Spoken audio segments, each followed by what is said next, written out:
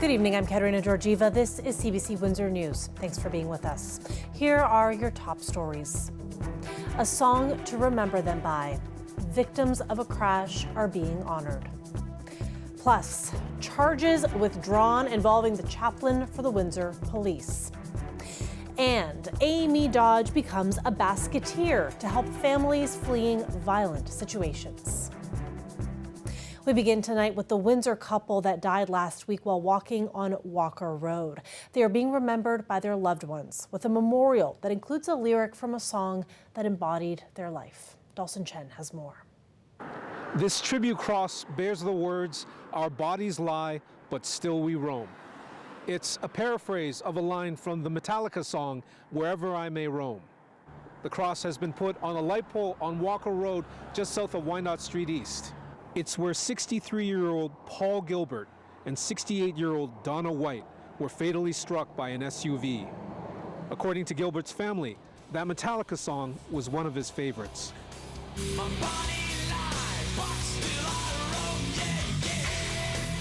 Yeah, my dad on my wedding day blared this song when we were setting up the hall, and he blared it to the point where my husband's truck speakers were gonna blow. And he blared the song. He said, "That's my song."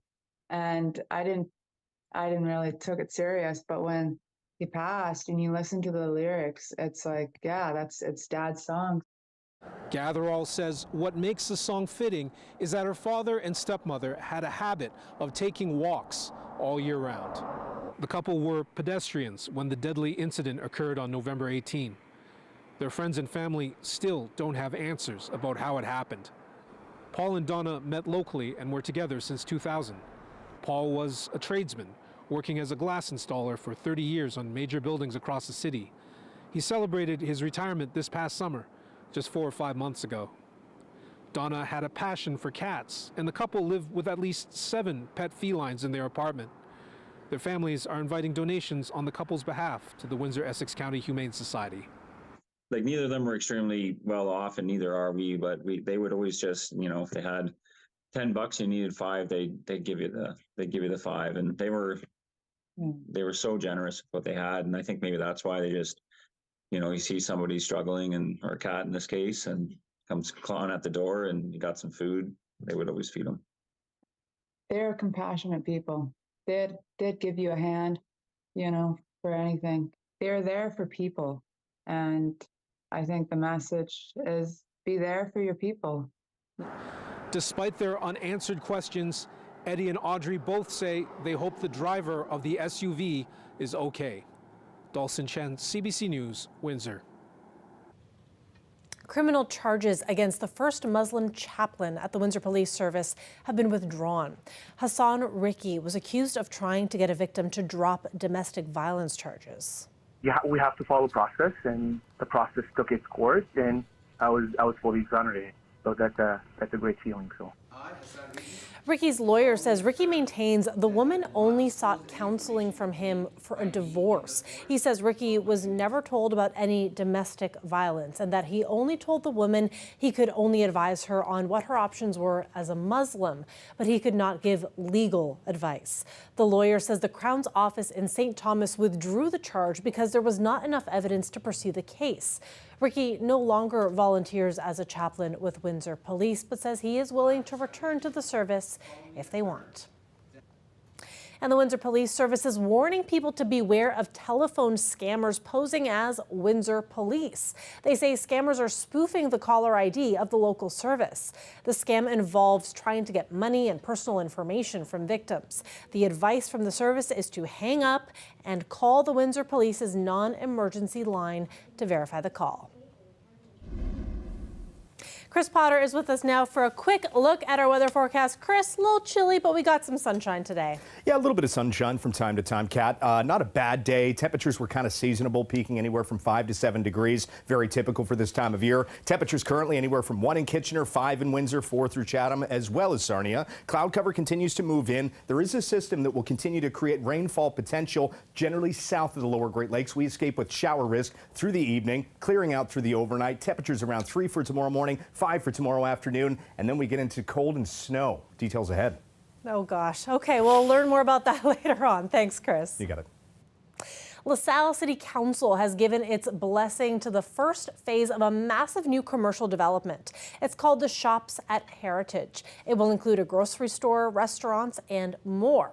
One of the developers says the approval is for around 16 acres of development. And overall, the project spans over 24 acres with over $200 million from various partners backing the project. He thinks it's the biggest in the town's history, and he's expecting to break ground early next year. In other local news, an organization called the Windsor Basketeers is helping women fleeing abuse. The group makes baskets full of necessities for women in this situation. CBC Windsor's Amy Dodge has more on the Basketeers and what you can donate to help. The baskets that the Basketeers bring to us every year, this time of the year, lasts us for several months and just make people's day. Many women come and use the program throughout the year, and they often are reestablishing themselves out in society. And so, renting an apartment and having to bring things to that apartment. And so the baskets are really critical for us to be giving to women so that they feel like they're getting a gift. And so it's exciting to get a gift, but the gift is also filled with things that are useful to them as they set themselves up. Women will often come into the shelters with nothing but the clothes on their back. And when it's time to actually have their own home, it costs a lot to set up a home. It's just a way to tell them that we support them, that we care about them, and we want to help them. You and I are going to go shopping today. Yes. Give me sort of a wish list. What should people think of to put in that basket? A fry pan, a pot, cutlery, knives, cutting board, dishes. Your first night you need to make a meal. What do you need to make that meal? We are standing in the basket aisle. We're going to choose a basket, and my hope is to put a basket together from me and my kids and my husband for another little family, okay? Let's give them what they need to have a meal and maybe find a few little fun kitchen things to throw in for the kids. And it's nice that it has a cover too, so leftovers, easy peasy. So this is one of the things that I consider a staple. But oh my God, who doesn't love Paw Patrol? This Perfect. is such a great idea. Your bowls, your plates, these and this, and I go through these a million times a day. Oh, that's not bad. Choose happy, be amazing. Oh, that's a really nice set. I like that one.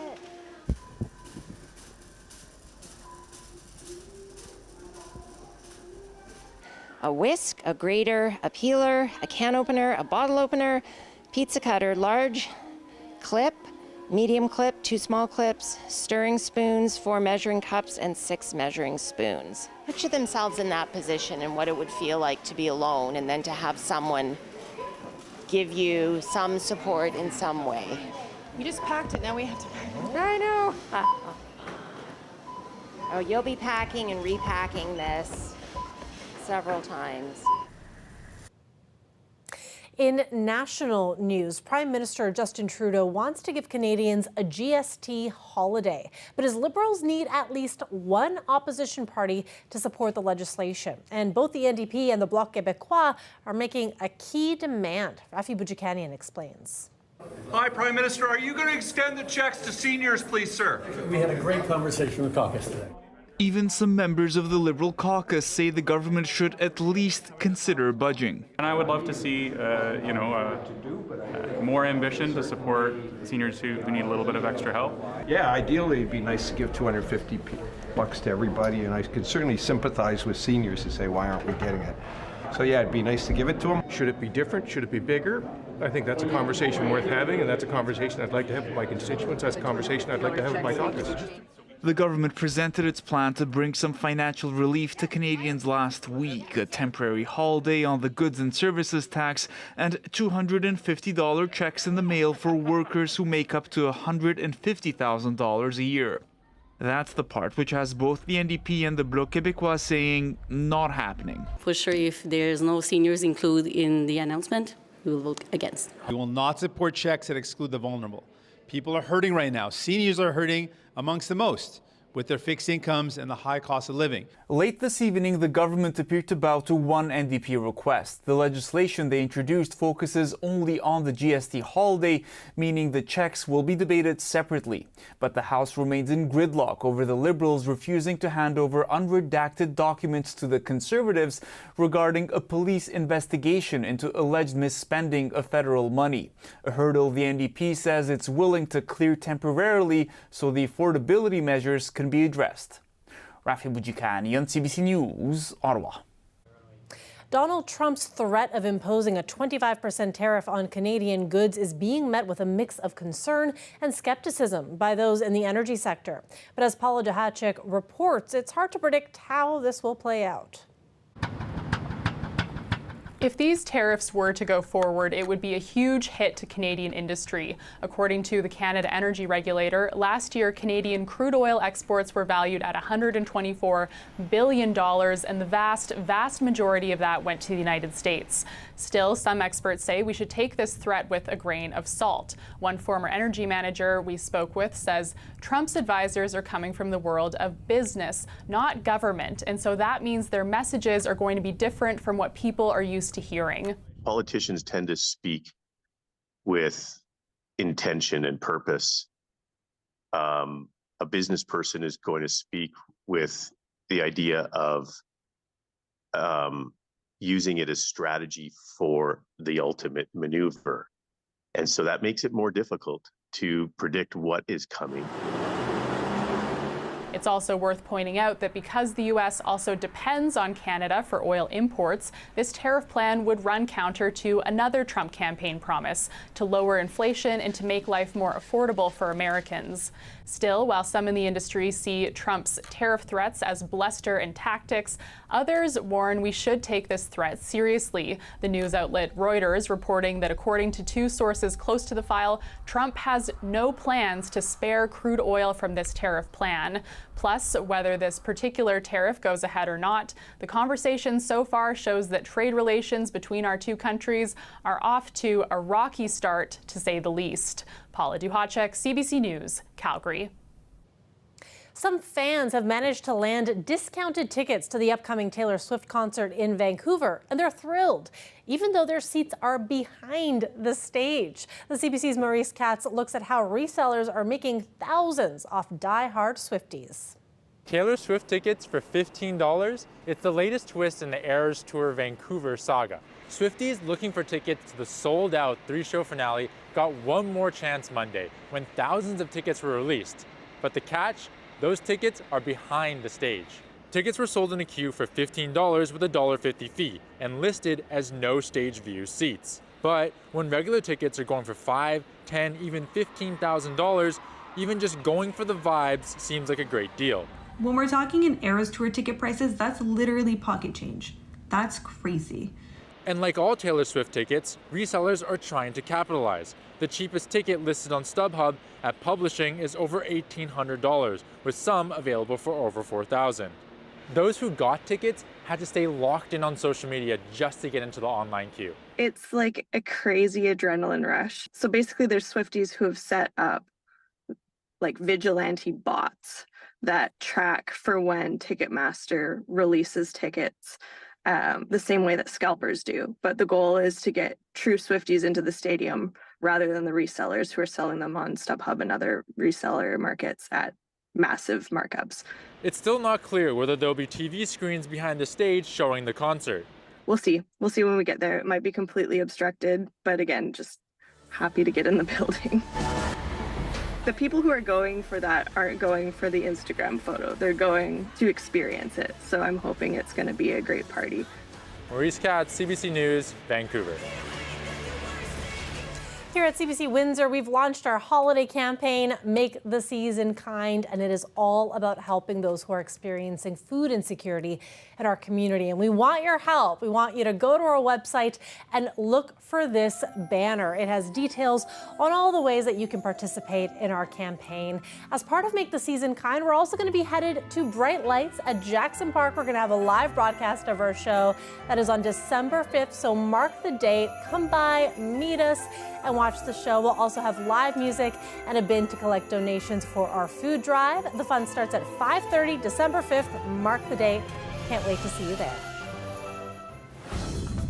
A live look outside when we come back. A story about the Olympics, but not for sports, for prosthetics development. Stay with us. We'll have that right after the break.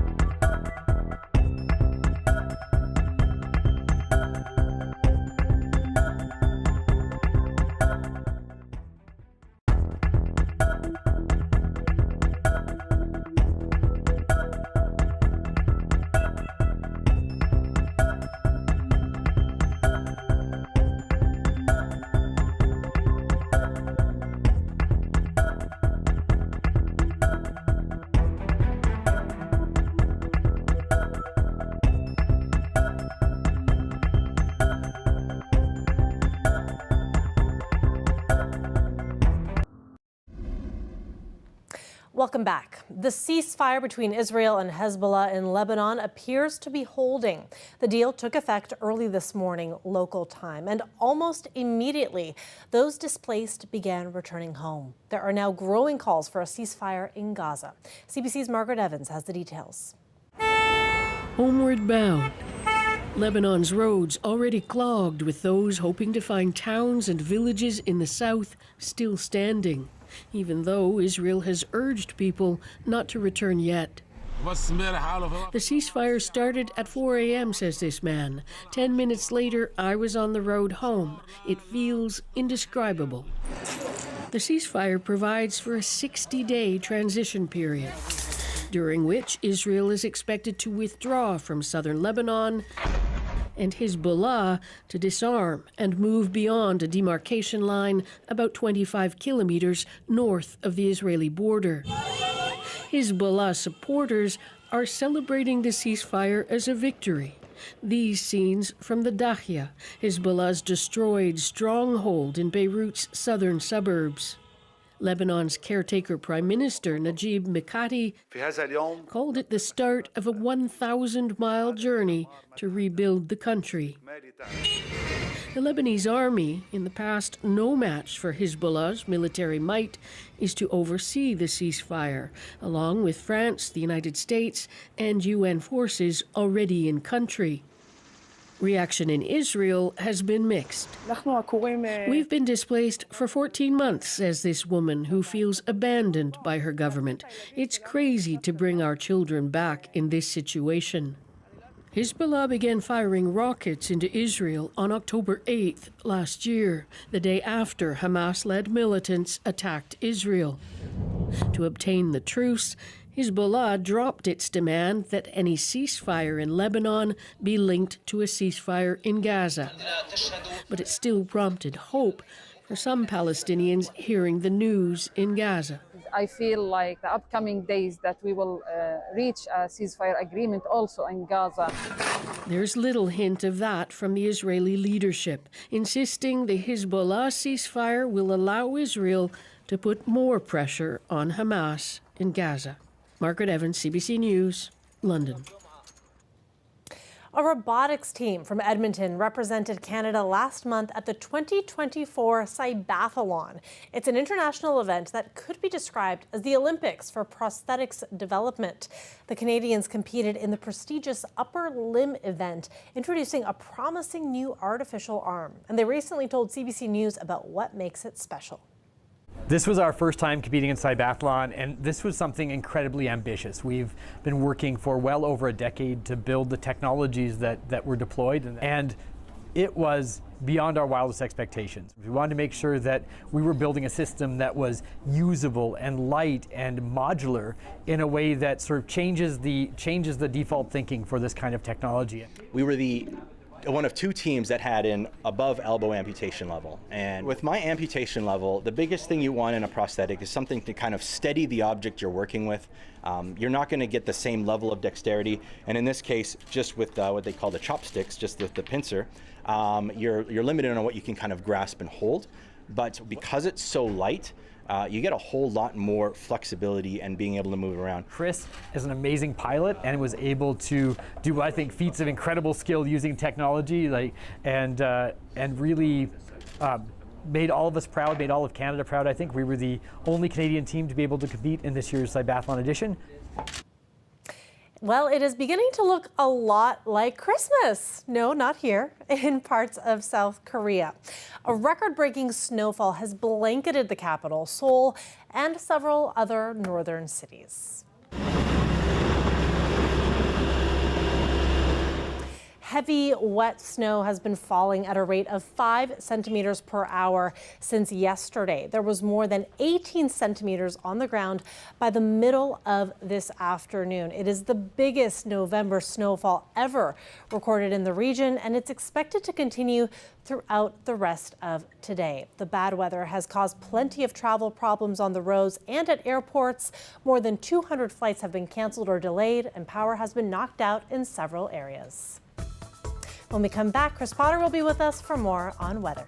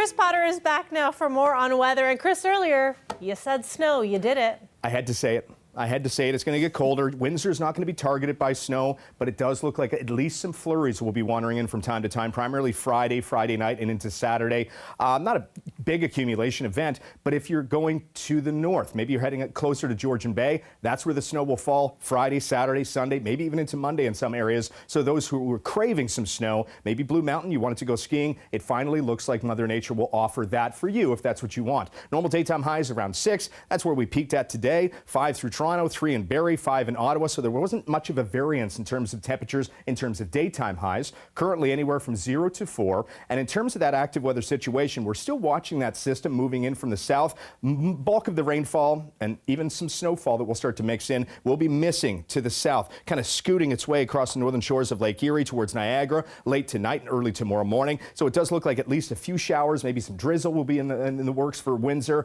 As we get into the overnight, a few flurries towards London and then east in towards Niagara. They'd melt on contact because temperatures will likely be just above the 0-degree mark. For midday, we start to see some sunshine. For the afternoon, we cloud back over. No real threat of precipitation. But as we get through Thursday night into Friday, westerly winds will be in place, and that will allow this lake effect streamers to develop across Lake Huron, stretching towards the east, but off of Lake Michigan and into lower Michigan. That will start to be the case Friday night and into Saturday, where once again we'll start to see some flurries at least move in. Accumulations will be very minimal at most. This particular model kind of gives a light dusting locally, but a lot of that would melt on the roadways.